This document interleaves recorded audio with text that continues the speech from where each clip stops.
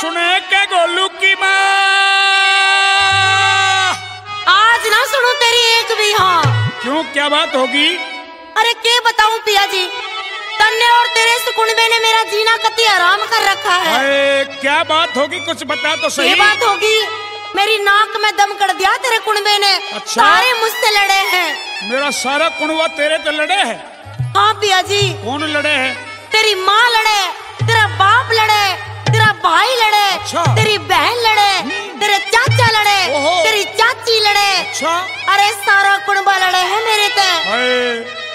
किसा जुलम करे हैं, एक बीरवानी ते सारा कुनवा लड़े। हाँ। अच्छा यूँ बता, तू कैसे रहेगी? पिया जी हाँ? इस घर में कौन ही रहूं। अच्छा? मैं तय न्यारी होंगी, न्यारी। न्यारी होवेगी? सुनिए मेरी बात पिया जी। सुना दे अपनी बात। ओ तेरे कुनबे में लगाऊं पिया आग, आज तू हो जाना रो।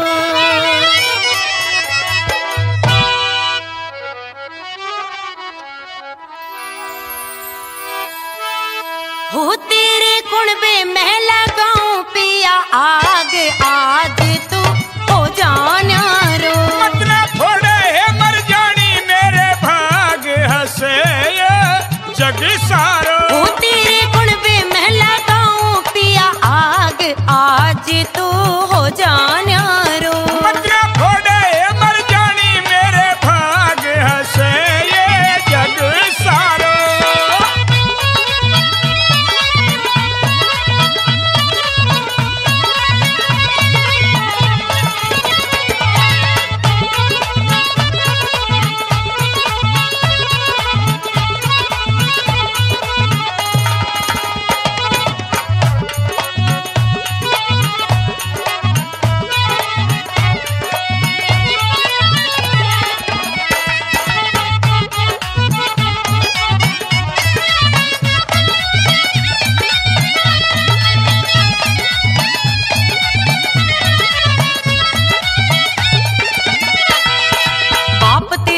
काम करे ना दिन भर रह बैठाली।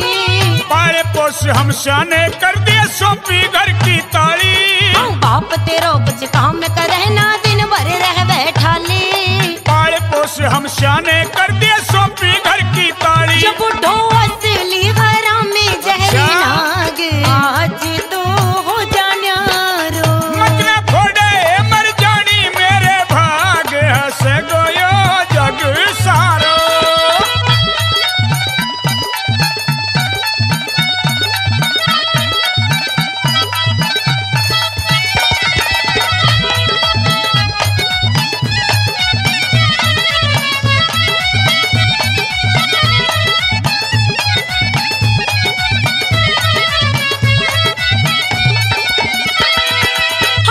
मुझ पे दोस्त जमावे सास गणी कलिहारी। तू भी कमती नहीं खमा खा ले राड़ी उधारी। हरदम मुझ पे दोस्त जमावे सास गणी कलिहारी। तू भी कमती नहीं खमा खा ले राड़ी उधारी। मेरे सीने में क्रोध रहो जाग, आज तू हो जाना रो। मतलब थोड़े है मर जानी मेरे भाग हसे गोयो जग सारो।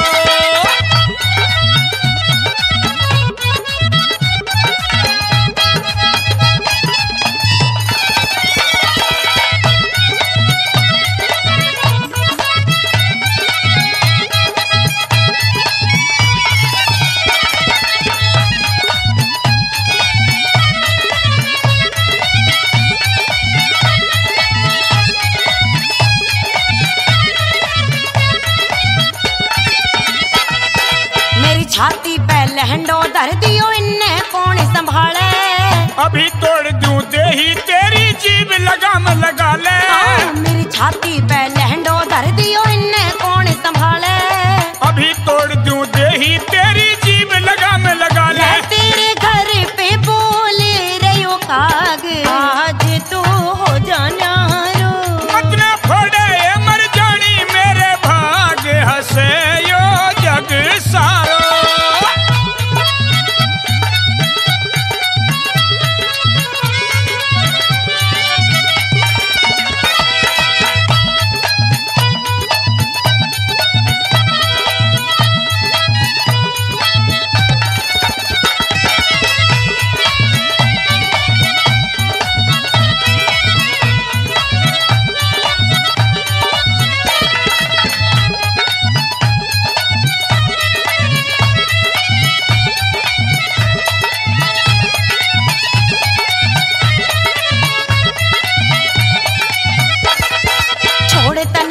राम बैसले मैं पीहर न जाऊं। फिर वापसी मत आइए मैं हूर दूसरी लाऊं। छोड़ तने हरे राम बैसले मैं पीहर न जाऊं। फिर वापसी मत आइए मैं हूर दूसरी लाऊं। रह घोड़ा अन्नू ने तू मत ना त्याग, आज मत होवे न्यारो। हमारे जाग जंगे गरीब ते भाग हसनाइब जग सारो। तुम्हारे कुड़बे में ना लागे पिया आग, आज मत होवे न्यारो। हमारे जाग जंगे गरीब ते भाग हसना फिर जग सारो।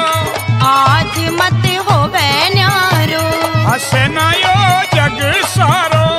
आज मत होवे न्यारो। हसना यो